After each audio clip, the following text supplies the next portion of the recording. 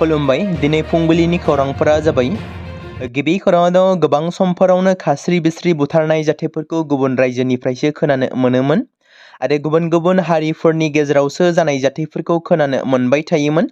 नाथाय बे खेबाव सोमजिदों बर' समाजनि गेजेरावनो।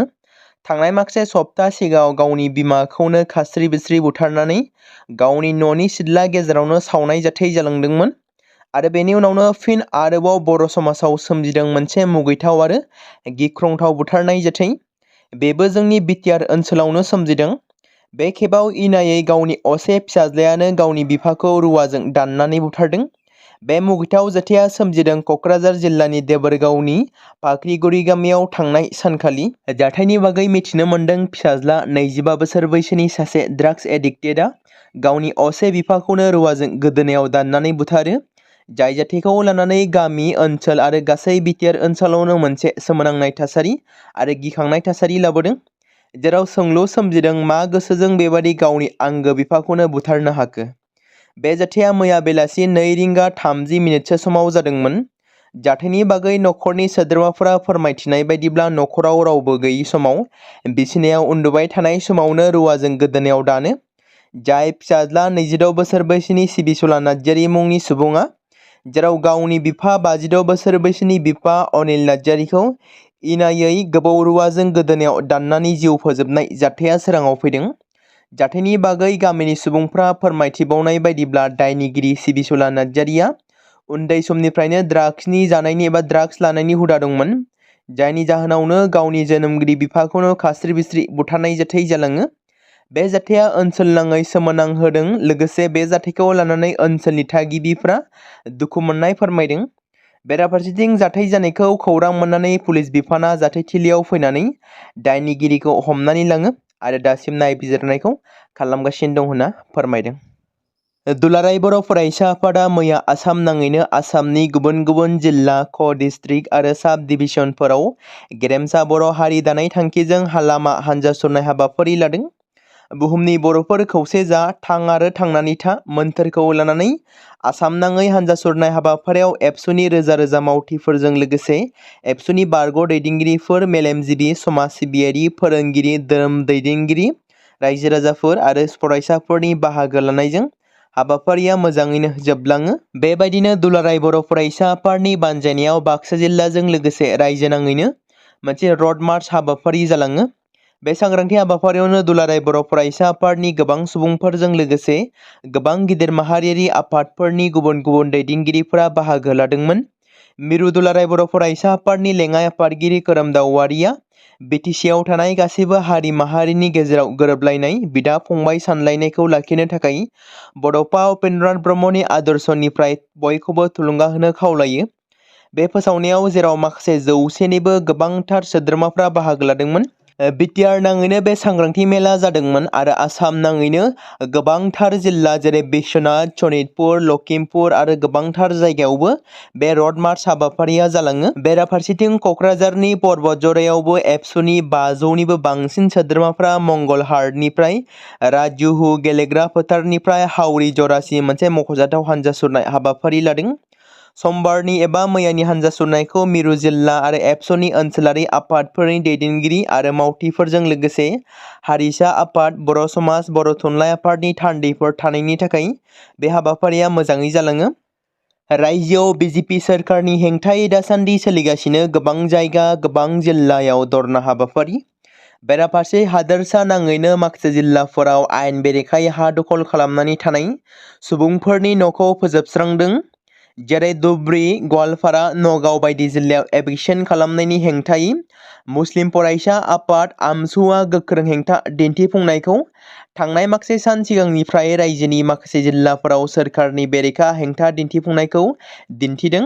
बेनि गेजेराव एबसुनि आफादगिरि दिपेन बर'आ एभिक्सन खालामजानानै न' गैजायै एबा न' खोमानानै लानांनाय सुबुंफ्रा बिटिआरनि सिङाव गोबां राहाजों हाबनो सानदोंब्ला हाबनो हानाय नङा होनना बिथाङा बुंदों। बेनि थाखाय रायजो सोरखारजों लोगोसे बिटिआरनि मोनफ्रोम जिल्ला खुंथायखौ गोख्रों नोजोर होनो खावलायदों दिपेन बर' बिथाङा। भारत आरो पाकिस्ताननि गेजेराव गिख्रंथाव दावहा जायैनि सिगाङावनो थांनाय 6 दान सिगांनिफ्रायनो बलुचिस्तान ओनसोलाव उदखारि गाग्लोबनायनि जाहोनाव गोबां पाकिस्तानी नोगोरारिफ्रा जिउ खहा जादों। गोबां समफोराव बलुचिस्तान आर्मियाबो पाकिस्तानी रौनियानि बेरेखा बमाजों गाग्लोबदों आरो गोबांथार गावलायनाय जाथायबो जाबोदों। मोनसे रिपर्टनि बायदिब्ला 2025 मायथाइनि गिबि खावसे बोसोर गेजेराव थामहिनबा 6 दानाव पाकिस्तानी खोला-सोनाब बलुचिस्तान ओनसोलाव सा 500 उदखारिफोर आरो 257 सरासनस्रा नोगोरारिफोर जिउ खहा जाबाय आरो सा 492 सुबुंफोरा जोखोम जानो गोनां जादों। रिपर्टआव थांनाय बोसोरनि एखे समनि रुजुनायाव बे समाव उदखारि जाथायफोरा 45% बांदों, जेरै हरखाब बेरफ्रुग्रा बेसाद गाग्लोबनाय, ग्रेनेडजों गाग्लोबनाय, बमा बेरफ्रुहोनाय, बारुदनि माइनफोरजों लोगोसे मोन 81 गाग्लोबनाय जाथाय जालाङो, जायनि जाहोनाव थांनाय दान मोननैसोनि गेजेरावनो सा 26 सुबुंनि जिउ खहा जादोंमोन आरो सा 112 सुबुंफोरा गोब्राब जोखोम जानो गोनां जादोंमोन आरो गोबांथार हादोराव खहा जादोंमोन। भारत आरो पाकिस्ताननि गेजेराव जाबाय थानाय समावबो बिथांमोननि गेजेराव BLA हानजाया गोबां खेब गाग्लोबनाय जाथाय जादोंमोन, जेराव AIDजों बमा बेरफ्रुनायबो खालामदोंमोन आरो बेयाव गोबांथार सुबुंफोरा जिउ गोमादोंमोन। पाकिस्ताननि थासारिया दासिमबो मोजां नङा, जेराव गावजों गावनो दासिमबो हिंसायारि दाङाबाजिया जागासिनो दं। सोनाब कार्बि आंलं जिल्लानि हामरेननि मालिनि तेरनपिया मोनसे समायना बादायलायनायाव मेगा इन्डियानि बिमुं देरहानानै जिल्लानि थाखाय मान लाबोनो हादों। गुवाहाटीनि हाटीगांवआव खुंजानाय मोनसे समायना बादायलायनायाव मालिनियाया गोबां बादायारिफोरखौ फेजेननानै देरहागिरि बिमुंखौ मोननो हादों। कार्बि हिन्जावसा मालिनिया समायना बादायलायनायनि जाहोनाव दोरोङारि कार्बि गाननाय जोमनायल' गानाखैमोन, बिथाङा हारिनि हारिमुखौबो दिन्थिफुंदोंमोन, जाय बिथांखौ गुवारैनो बाख्नायदोंमोन। मख'नो गोनांदि गोबां आफादफोरा मालिनीखौ बिथांनि जाफुंसारनायनि थाखाय बरायदों आरो बिथांनि गोजों इयुननि हामलायथि बावहरदों। मोनसे दुखुनांथाव खौरां। दिल्ली इउनिभारसिटियाव फरायफुबाय थानाय सासे लाइमोननि गोथै सह'खौ यमुना दैमायाव बोखांनो मोननाय जाथाया मोनसे सोमोनांनाय थासारि लाबोदों। गोथै सह'खौ थांनाय सानखालि एबा सानसे सिगां 13 जुलाइ खालाराव गीता कल'नीनि गंसे दालांनि खाथियाव थानाय यमुना दैमानिफ्राय बोखांनो मोननाय जादोंमोन। पुलिस फारसेनिफ्राय जाथायनि बागै फोरमायथिनाय बायदिब्ला गोथै सह'आ सा-सानजा भारतनि त्रिपुरानि मुङा स्नेहा देबनाथ। जाथाय जायैनि सिगां स्नेहाया गोमानाया 6 दान जाबायमोन। पुलिसआ गोथै सह'खौ पस्टमर्टेम आनजादनि थाखाय दैथायहरनायबो जायो। बेनि गेजेराव लाइमोननिफ्राय गांसे लिरना गालांनाय नटबो मोननाय जादोंमोन। नटआव ओरैबायदि लिरनाय दंमोन, आं आंनि जिउखौ नागारबाय। आं जोबोद खामानि गैयै। आंनि थाखाय थांना थानाया सहायथाव नङा। बे थिरांथाया आंनि, बेनि थाखाय रावबो दायनिगिरि नङा। रावनिफ्रायबो जेबो फावफान्दायनाय एबा नारसिननाय गैया। स्नेहानि थैनाय खौरांखौ मोननानै नखराव दुखुनि साया साग्लोबसारदों। 19 बोसोर बैसोनि स्नेहा देबनाथआ दिल्ली इउनिभारसिटिनि 19 बोसोर बैसोनि फरायसुलिमोन, जेराव बिथांजोआ दिल्ली इउनिभारसिटियाव फरायफुबाय दंमोन। दासान्दि जाथायनि गुबै जाहोनखौ मिथिबावनो थाखाय पुलिस बिफानआ नायबिजिरनायखौ खालामदों। गेलेनाय बिथिङाव मोनसे गोजोनथाव खौरां। आसाम नाङै जिल्ला थाखोनि बक्सिं चेम्पियनशिपआव मेडेल देरहानो हादों सानै बर' हिन्जावसाया। आसाम बक्सिं एस'सिएशननि हेफाजाबजों जरहाट बक्सिंनि बानजायनायाव थांनाय 10 जुलाइ खालारनिफ्राय 13 जुलाइसिम जरहाट स्टेडियामाव खुंजानाय अल आसाम इन्टार डिस्ट्रिक्ट साब जुनियर बक्सिं चेम्पियनशिपआव चिरां जिल्लानि सानै हिन्जावसा बक्सिं गेलेगिरिफोर फारियै समाय बसुमतारी आरो सुमिता बसुमतारीया ब्रन्जनि मेडेल देरहानो हादों। चिरां जिल्ला गेलेमु गौथुमनि हेफाजाबजों टीम मेनेजारफोरनि दैदेननायाव बे जिल्ला थाखोनि बक्सिं चेम्पियनशिपआव बाहागो लाफैनानै गावसोरनि गोख्रों गेलेनानै ब्रन्ज मेडेल देरहानायखौ लानानै चिरां जिल्लानि समाय बसुमतारी आरो सुमिता बसुमतारीखौ बरायनानै लादों। लखिमपुर महाबिद्यालयनि फरायसा खौसेथि गौथुमनि बारग' लेङाइ आफादगिरि, दुकुवाकाना ब्लक कंग्रेसनि बारग' गाहाय नेहाथारि आरो सोनाब मासक'वानि सासे मैखोम लाइमोन दैदेनगिरि गौतम गगैआ हरखाबै रुंसारि जाबाय। मिथिनो मोननाय बायदिब्ला दुकुवाकानानि सिंगिया गामिनि थागिबि गगैआ गावनि न'नि खाथियावनो लामा खालामबाय दंमोन आरो बे समावनो ट्रेक्टरनि ट्रेलारजों सौग्राव जादोंमोन, जायनि जाहोनाव सानजौफु समाव थामहिनबा समबारनि सानजौफु समाव एबा मैया जाथाय जानायनि उनाव गोब्राब थासारियाव जोखोम जानायनि थाखाय बिथांखौ देहा फाहामसालिसिम लानानै थांनाय जादोंमोन। डिब्रुगड़आव फाहामथायनि थाखाय थिसननाय जादोंमोन आरो बिथाङा बेयावनो जोबथा हां बोयो। गौतम गगैया सासे गोरों फरायसा दैदेनगिरि महरै भारतारि माहारियारि कंग्रेस पार्टीजों सोमोन्दोआव लानानै लखिमपुर महाबिद्यालयाव इंराजि आयदायाव डिग्री फरायबाय थानाय समावनो फरायसा खौसेथि गौथुमनि लेङाइ आफादगिरि महरैबो सायख'जादोंमोन। उननि समाव गगैया बै समनि गिबि मन्त्रि रुंसारि हितेश्वर शइकियानि जोबोद खाथियाव लोगो दंमोन आरो दुखुआकाना ब्लक कंग्रेसखौबो जाफुंसारनानै बिथाङा दैदेनदोंमोन। नाथाय बिथाङा अबथिरा बेबायदि रुंसारि जानानै थांनाया ओनसोल नाङै मोनसे दुखुनि थासारि लाबोदों। दाबिफोरखौ मानिनानै लायाबा फैगौ 17 जुलाइ खालाराव आसामनि मोनफ्रोमबो जिल्लायाव जुनियर एडमिनिस्ट्रेटिभ एसिस्टेन्ट रिक्वायरमेन्टनि एडभार्टाइज बिलाइखौ सावगोन। बे बाथ्राखौ बुंदों एबसुनि आफादगिरि दिपेन बर'आ। दुलाराय बर' फरायसा आफादआ फैगौ बिटिसि बिसायख'थिनि इलेक्टरेल रलखौ बर' रावजों फोसावनाय, आसाम जुडिसियेल सार्भिसनि आन्जादाव पेपार 50 नम्बर सोसननाय आरो बावैसो सिगां गुवाहाटी हाइ कर्टआ आसामनि मोनफ्रोमबो जिल्लायाव खुंनो लानाय जुनियर एडमिनिस्ट्रेटिभ एसिस्टेन्ट रिक्वायरमेन्ट आन्जादाव बर' रावनिफ्राय पेपार 20 नम्बर सोसननाय दाबिफोरखौ लानानै मानगोनां क'क्राझार जिल्ला बेंगिरि मासान्दा एम पार्टिन आइएएस नि गेजेरजों गुवाहाटी हाइकर्टनि रेजिस्ट्रार, गुवाहाटी हाइकर्टनि चिफ जास्टिस आरो आसामनि इलेक्शन कमिशनसिम गोसोखां बिलाइ गथायदों एबसुनि मोनसे थान्दै हान्जाया, जेराव बिथांमोना दाबि खालामदों दि 50 नम्बर थामहिनबा मोनसे आसाम जुडिसियेल सार्भिसनि आन्जादाव पेपार 50 नम्बर सोसननाय आरो बावैसो सिगां गुवाहाटी हाइ कर्टआ आसामनि मोनफ्रोमबो जिल्लायाव खुंनो लानाय जुनियर एडमिनिस्ट्रेटिभ एसिस्टेन्ट रिक्वायरमेन्टनि आन्जादाव बर' रावनिफ्राय पेपार 20 नम्बर सोसननाय, बेफोर दाबिफोरखौ मानिनानै लायाबा एडमिनिस्ट्रेटिभ एसिस्टेन्ट रिक्वायरमेन्ट आन्जादनि एडभार्टाइज बिलाइखौ सावगोन होननानैबो बाथ्रा बुंदों दिपेन बर' बिथाङा। हाबा जायै सेंग्राजों सोमोन्दोनि सन्देहआव कानाडा फावखुंग्रि श्रुति मानजुलाखौ खास्रि बिस्रि बुथारदों गावनि फिसायानो, जाय जाथायखौ लानानै बेंगालराव गोख्रों फिनजाथाय सोमजिहोदों। जाथायनि बागै मिथिनो मोननाय बायदिब्ला फिसाया हनुमान थानानि मनेश्वर ओनसोलाव गाग्लोबनानै जाथायखौ खालामदोंमोन।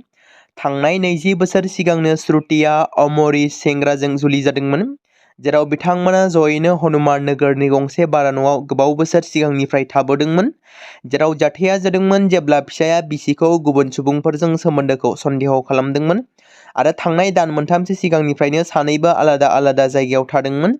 दासिम सानैनि गेजेराव मा जाहोननि थाखाय बुथारलायखो एबा बुथारखो बेखौ गुबै जाहोनखौ मिथिबावनो थाखाय फिसायखौ पुलिस बिफाना हमनानै लाङो आरो थानायाव बिथांनिसिम थामहिनबा बिथांनियाव गोख्रों फिननाय खालामगासिनो दं, जेराव सोंनाय फिननाय खालामगासिनो दं होनना मिथिमोननाय जादों। रायजोआव अखा हायैनि जाहोनाव हालाय-हाफाय जानांदों आबादारिफोरा। गोबां दाब दाब जायगा एबा ओनसोलफोराव भुगिनांनाय बायदिनो धेमाजि जिल्लानि सिङाव थानाय गोबां गामिफोराव अखा हायैनि जाहोनाव दै गैयैनि जाहोनाव दुखुथिया आबादारिफ्रा माइ गायनो मोनाखै। गुबुन फारसेथिं जा एसे गायखांबाय बेफोरावबो अखा आरो दै गैयैनि जाहोनाव रानलांजोबनो हमदों। मख'नो गोनांदि धेमाजि जिल्लानि सिङाव थानाय समकं, लकलं, बर' आरो केर'नि मिसामारा गामि पन्चायत बोरिमुरि ओनसोलनि गोबां गामिफोराव आबादारिफोरा अखा हायैनि जाहोनाव माइ आबाद मावनायाव जोबोद साननो गोनां, जेराव गायनो थाखाय खोथिया फुनानै लाबोनायाबो अखा गैयैनि जाहोनाव सानदुं दुंबाय थानायनि थाखाय गायनो गोनां खोथियाफोरा रानलांजोबनो हमदों। भुगिनांनाय दुखुथिया आबादारिफ्रा फोरमायदि सिगां बोसोरफोराव बेबादि अखा हाथारै खरान जायामोन। सोरखारा दैनि बेबस्था खालामना होब्ला मोजां जागोन होननाबो बिथांमोना खौरांगिरिनि सिगाङाव फोरमायो। बे समाव मोनसे गोनां फोसावथाय बर' सावथुन नायनानै मोजां मोनग्रा गासै बर' रायजो राजाफोरनि गेजेराव लानानै फैदों मोनसे बर'नि OTT प्लेटफर्म गोनां, जाय प्लेटफर्मनि गेजेरजों नोंथांमोना बर'नि गोदान गोजाम सावथुनफोरखौ नुनो मोनगोन।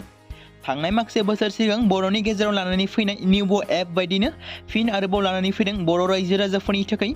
बे बाथ्राखौ मख'नाया गोनांदि 2025 मायथाइनि जानुवारि दानाव ओंखारनाय आंगो स्ट्रिम मुंनि मोनसे OTT प्लेटफर्म गोनां निउबो एपनि गेजेरजों नोंथांमोना गोबांथार बर'नि सावथुनफोर जेरै ट्रेजेडि, रमान्टिक, एक्सन आरो कमेडिजों बुंफबनाय सावथुनफोरखौ नुनो मोनगोन, जेरै सनानि नखर, थांखि गैयै समाज, अनसुला आफा, हिर', बिमा बायदि बाजै, अर, थैसाम, वान्टेड, संदान आरो रं नाम्बार बायदि सावथुनफोरा मख'जाथाव। बेफोर सावथुनफोरखौ नायनो थाखाय नोंथांमोना गिबियावनो आंगो स्ट्रिम एपखौ गाव गावनि मबाइलाव थानाय प्ले स्ट'रनिफ्राय डाउनल'ड खालामनानै लोगोसे इनस्टल खालामनानै गावनि मबाइल नाम्बारजों लगइन खालामनानै लाग्रोनांगोन। बेनि उनाव नोंथांमोना गोबांथार नुनो मोनै सावथुनफोरखौ गुगोल पे, फन पे आरो पेटिएमजों रं नाम्बार सावथुनखौ नायनो थाखाय 60 रां आरो संदान सावथुनखौ नायनो थाखाय 80 रां, वान्टेड सावथुनखौ नायनो थाखाय 60 रां, थैसाम सावथुनखौ नायनो थाखाय 60 रां बेबायदिनो गोबांथार नुनो मोनै सावथुनफोरखौ नायनो थाखाय सुबिदा खालामनानै होदों आंगो स्ट्रिम प्लेटफर्मा। फिन नोंथांमोननि गेजेराव फोरमायबावनो लादों बर' सावथुन नायनानै मोजां मोनग्रा गासै बर' रायजो राजाफोरनि गेजेराव लानानै फैदों मोनसे बर'नि OTT प्लेटफर्म गोनां, जाय प्लेटफर्मनि गेजेरजों नोंथांमोना बर'नि नुनो मोनै सावथुनफोर जेराव गोदान गोजाम सावथुनफोरखौ नुनो मोनगोन। बे बाथ्राखौ मख'नाया गोनांदि 2025 मायथाइनि जानुवारि दानाव दिहुनजानाय आंगो स्ट्रिम मुंनि मोनसे OTT प्लेटफर्म गोनां एपनि गेजेरजों नोंथांमोना गोबांथार बर'नि ट्रेजेडि, रमान्टिक, एक्शन आरो कमेडिजों बुंफबनाय सावथुनफोरखौ नुनो मोनगोन। जेरै रं नाम्बार, संदान, वान्टेड, थैसाम, अर, बिमा बायदि बाजै, हिर', अनसुला आफा, थांखि गैयि समाज, सनानि नखर बायदि बायदि सावथुनफ्रा मख'जाथाव। बेफोर सावथुनफोरखौ नायनो थाखाय नोंथांमोना गिबियावनो आंगो स्ट्रिम एपखौ गाव गावनि मबाइलाव थाखानाय प्ले स्ट'रनिफ्राय इनस्टल खालामनानै गावनि मबाइल नाम्बारजों लगइन खालामखांनायनि उनाव नोंथांमोना गोबांथार नुनो मोनै सावथुनफोरखौ गुगोल पे, फन पे आरो पेटिएमजों रं नाम्बार सावथुनखौ नायनो थाखाय 60 रां, संदान सावथुनखौ नायनो थाखाय 80 रां, वान्टेड सावथुनखौ नायनो थाखाय 60 रां, थैसाम सावथुनखौ नायनो थाखाय 60 रां बेफोरबायदिनो अर सावथुनखौ नायनो थाखाय 60 रां पे खालामनांगोन। बेबायदिनो गोबांथार नुनो मोनै बर' सावथुनफोरखौ नायनो थाखाय सुबिदा खालामनानै होदों आंगो स्ट्रिम प्लेटफर्मा।